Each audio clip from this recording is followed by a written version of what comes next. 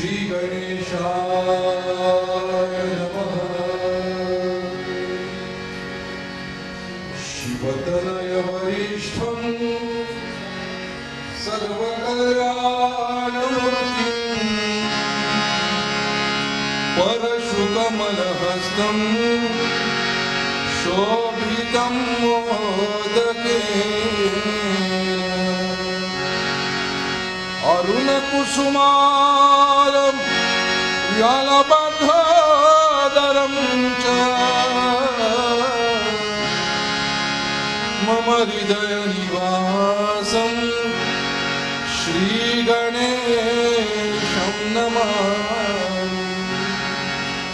वक्रतुण्डमहाकाय सूर्यकोटिसमप्रभ निर्विघ्नं कुरु मे देव सर्वकार्येषु सर्वदा।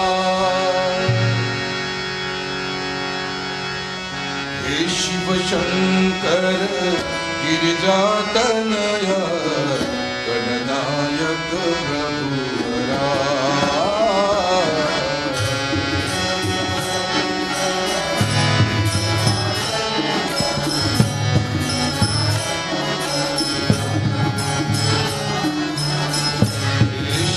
शंकर गिरिजातनय गणनायक प्रभुरा।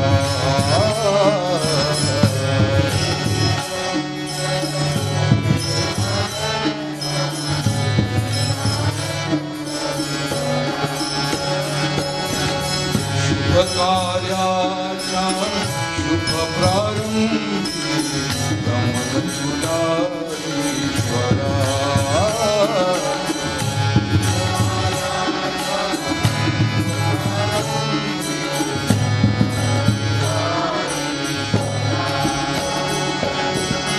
प्रसन्न होऊनी विघ्न हरावे नमन कलेचे सार्थक व्हावे। प्रसन्न होऊनी विघ्न हरावे नम्र कलेचे सार्थक व्हावे। तुझ्या कृपेने यश कीर्तीचा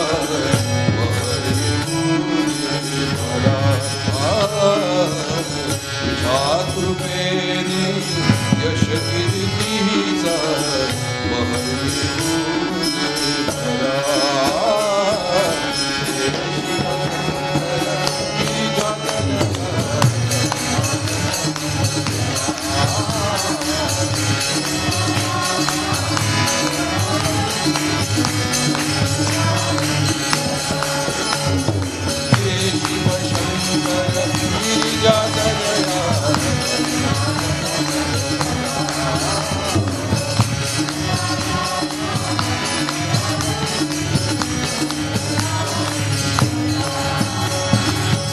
वंदन करुनी तुझला देवा रसिक जनाची करीतो सेवा।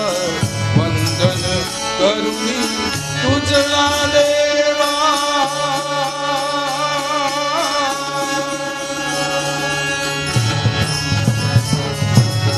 वंदन करुनी तुझला देवा रसिक जनाची करीतो सेवा।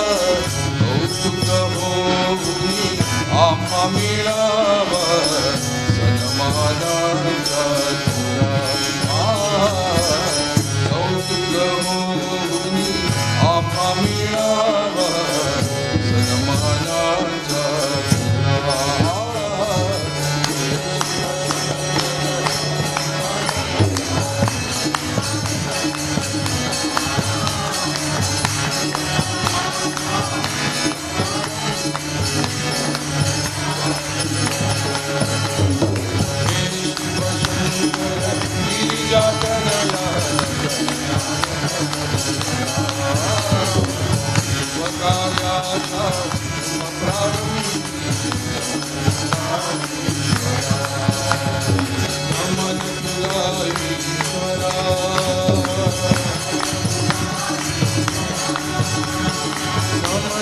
तुला ईश्वरा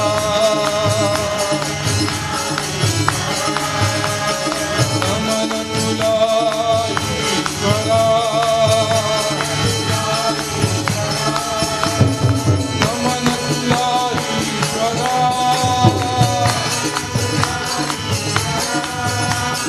नमन तुला ईश्वरा नमन तुला ईश्वरा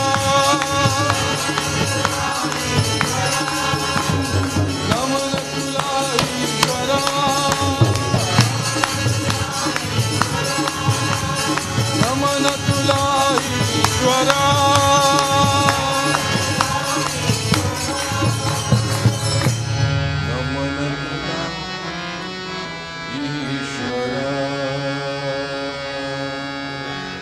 वाह, शुभ कार्याच्या शुभ प्रारंभी नमन तुला ईश्वरा हे अस्सल मराठी भजन श्रीमंत दगडूशेठ हलवाई गणपतीच्या या मंदिरात सादर करणारी ही सगळी मंडळी मराठी तर आहेत, मात्र ती मॉरिशियसहून इथं आलेली आहेत.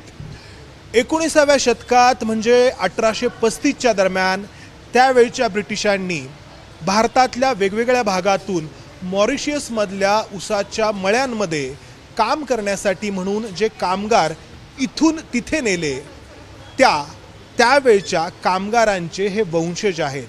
महाराष्ट्रातून अनेक कामगार अनेक कुटुंब त्यावेळी मॉरिशसला गेली आणि तिथं स्थायिक झाली, तिथल्या देशाचा भाग बनली, तिथे नागरिक बनले. मात्र आपली मराठी संस्कृती आपलं मराठीपण त्यांनी जवळपास 200 वर्षानंतर देखील कायम ठेवलेला आहे. मराठी बाणा त्यांनी त्या ठिकाणी जपलेला आहे. त्यातील हा जवळपास 25 ते 30 भजनी मंडळांचा हा गट सध्या भारतामध्ये आहे. आपण त्यांच्याशी संवाद साधणार आहोत. नमस्कार. तुमचं हे भजन ऐकून कोणी म्हणणार नाही की तुम्ही मॉरिशसवरून इथं आलेला आहात. खूप छान. इथे तुम्ही कुठे कुठे तुमचं हे भजन सादर करता आहात? कधीपासून तुम्ही इथे आहात? आम्ही सर्वांना नमस्कार. गणेश भगवानाला वंदन करून आणि सर्व गणेश भक्तांना आमचा सादर सप्रेम नमस्कार. आम्ही म्हणजे भजन अलंकार मंडळ आम्ही मॉरिशसमध्ये राहतो सगळे. आणि 2023मध्ये आम्ही पहिले भजन यात्रा महाराष्ट्रामध्ये केले होते. म्हणजे शिर्डी साईबाबा मंदिर, जेजुरीगड आणि पंढरपूर आणि इतर ठिकाणी आपण भजन यात्रा केलो होतो 2023मध्ये. आणि परत यावर्षी योगायोगाने आपण परत एक भजन यात्रा करायची इच्छा झाली. आणि यावर्षी भजन यात्रा आम्ही दुबईमध्ये सुरू केलो. म्हणजे 17 नोव्हेंबरमध्ये आपण दुबईमध्ये होतो. दुबईवरून आपण भारतात आलो. त्याच्यानंतर आपण अयोध्येला गेलो, म्हणजे राम जन्मभूमीमध्ये अयोध्या धाममध्ये आपण भजन केलो. त्याच्यानंतर दुसऱ्या दिवशी तिकडनं आपण वाराणसीला गेलो गंगा आरतीसाठी. त्याच्यानंतर आम्ही वळलो उज्जैन महाकाल. आणि उज्जैन महाकालमध्ये भव्य असं भजनाचं आयोजन तिथं झालं. नंतर उज्जैनवरून काल रात्री इंदोरवरून आपण पुण्यामध्ये म्हणजे जय महाराष्ट्र आमच्या महाराष्ट्रात आलो. आणि आज सकाळी पहिलं भजन आपण मोरया गोसावी म्हणजे मंगलमूर्ती वाडा चिंचवडला केलो. त्याच्यानंतर 2 वाजता आळंदी माऊलींच्या मंदिरात आपण समाधी मंदिरात आपण भजन केलो 2 वाजता. आणि तिसरं भजन म्हणजे एका दिवसात 3 भजन. तिसरं भजन आज मंगलमूर्तीच्या चरणात आपण बसून सगळं दगडूशेठ बाप्पांच्या चरणात आपण सगळे भक्त आणि भजन अलंकार मंडळ बसून आपण भजन करतो. तुम्ही म्हटलात आपल्या महाराष्ट्रात तुम्ही आलात, तर महाराष्ट्रामध्ये तुमची मुळं कुठं आहेत? म्हणजे तुमच्या पूर्वजांचं मूळ गाव कुठे आहे? आधी मला तुमचं नाव सांगा. तुमचं नाव विचारायचं राहून गेलं. बरं, नाव आहे अर्जुन. सरनेम म्हणजे ब्रिटिश काली आपलं सरनेम आहे पुतलाजी. पण त्यावेळी तुमचे जे पूर्वज होते पुतळाजी असतील त्यांचं नाव? हो, त्यांचं नाव. पण आडनाव मूळ म्हणजे उतेकर, पोलादपूर मानगावचे. अच्छा, रायगड जिल्ह्यामध्ये तुमचं हो गाव आहे? हो हो. तिथून तुम्ही. तर ही अशी मंडळी आहेत महाराष्ट्राच्या वेगवेगळ्या भागातून. तुमचं नाव सांगा आणि मला हे विचारायचं आहे की तुम्ही इतक्या छान पद्धतीनं आपली मराठी भाषा तिथे जपलेली आहे, तर कसं हे जपलं आहे तुम्ही?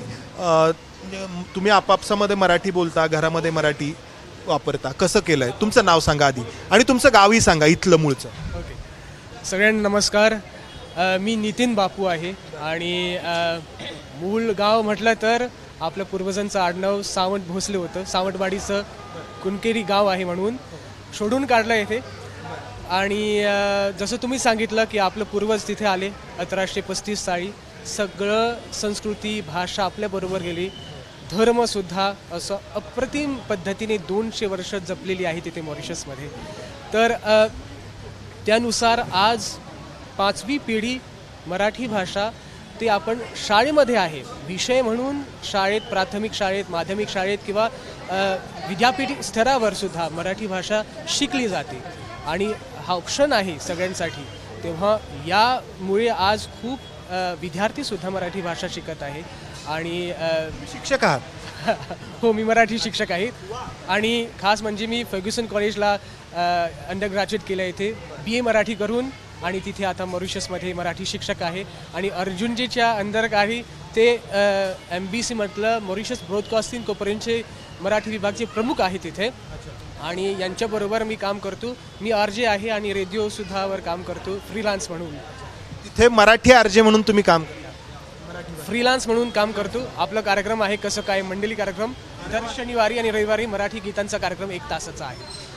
आज महाराष्ट्रात तरी असा कार्यक्रम रेडिओवरती कुठे होतो का, हे प्रत्येकाने विचार करण्याची गोष्ट आहे. मॉरिशसमध्ये हा मराठी गीतांचा, मराठी भाषेचा कार्यक्रम होतो. तुम्ही म्हटलात की मला हे विचारायचं होतं की मराठी भाषा तिथं पहिलीपासून शिकवली जाते ग्रॅज्युएशनपर्यंत, तर हे कसं काय तुम्ही ठरवलं की हे आपण शिकवायला हवं अशी आणि लोकही ती तयार होत आहेत? ॲक्च्युली ते सरकारने स्थापित केलेले आहे. मराठी फक्त मराठी भाषा नाही, सर्व भारतीय भाषा जिवंत आहे मॉरिशसमध्ये. तेव्हा संस्कृती जपण्यासाठी तर भाषा व्हायलाच पाहिजे.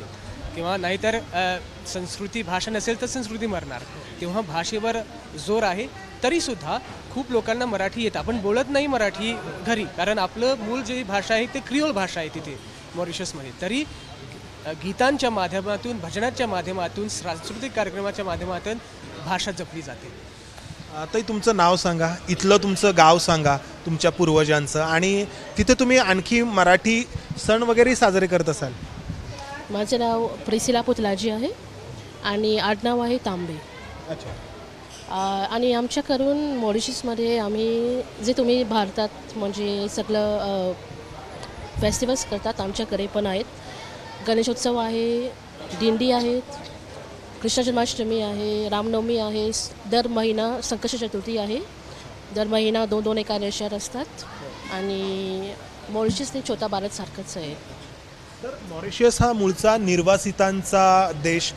भारतातून जसे हे मराठी लोक तिथे गेले, यांचे पूर्वज, तसेच बिहारहून काही त्यावेळी तिथे गेले, इतर राज्यांमधून त्या ठिकाणी तिथे गेले, इतर देशांमधून, चीनमधून असतील, आणखी देशांमधून असतील, अशांचा मिळून हा मॉरिशस देश झाला. आणि प्रत्येकाने आपली संस्कृती जपली आणि ती एकमेकांसोबत प्रेमाने राहून जपली, ही मोठी गोष्ट आहे, बरोबर.